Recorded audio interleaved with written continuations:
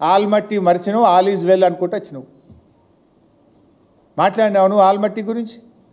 కర్ణాటకలో ఉన్నది మీ పార్టీ కదా, మీ సిద్ధిరామయ్యనే కదా, మీ శివకుమార్ గారే కదా.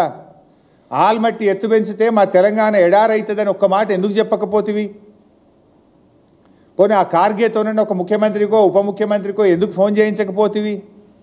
ఆ శివకుమార్ అయితే రేవంత్ రెడ్డికి జాన్ జిగిరే కదా. ఇద్దరికి అవేంది ఏమో సంబంధాలు ఉంటాయి వీళ్ళకు. ఇద్దరు ఇచ్చిపుచ్చుకోవట్లలో లెక్కలు చూసుకుంటూ బాగానే సంబంధాలు ఉన్నాయి ఇద్దరికి. ఇస్తివయ వాయనం పుచ్చుకున్నాం ఏదో అంటారు చూడు, వాయనం అన్నట్టు ఇద్దరి మధ్య బాగా అనుబంధం ఉంది.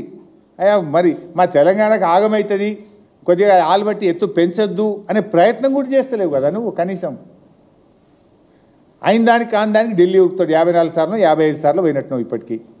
ఢిల్లీ, కేరళ, కర్ణాటక ఇదే పని నీకు. ఢిల్లీకి పోతావు 54 సార్లు.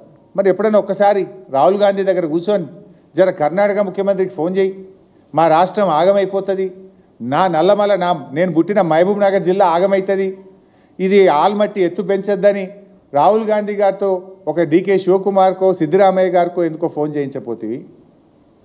రేవంత్ రెడ్డి గారు ఢిల్లీకి బ్యాగులు మోయడం ఎప్పుడే ఒకటే పని కాదు.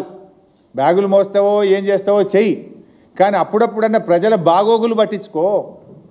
బ్యాగులు మోయడం ఒక్కటే ముఖ్యం కాదు. తెలంగాణ ముఖ్యమంత్రిగా తెలంగాణ ప్రజల బాగోగులు పట్టించుకోవడం కూడా నీ బాధ్యత. ఆ బాధ్యత ఎందుకు మర్చిపోతున్నావు? అసలు ఆ కృష్ణ అనేది నీళ్ళ గురించి అని చక్కగా మాట్లాడుతున్నారు. ఎంత అవగాహన రైత్యం అంటే ఇలా తెలంగాణ మేధావులు నిపుణులు కూడా ఒకసారి ఆలోచించాలి. రేవంత్ రెడ్డి ఎంత బాధ్యతారహిత్యంగా ఉంటాడో, ఈ రాష్ట్రానికి ఎంత నష్టం జరగబోతుందో తెలంగాణ మేధావులు కూడా ఒక్కసారి ఆలోచించాలని కూడా నేను విజ్ఞప్తి చేస్తూ ఉన్నా.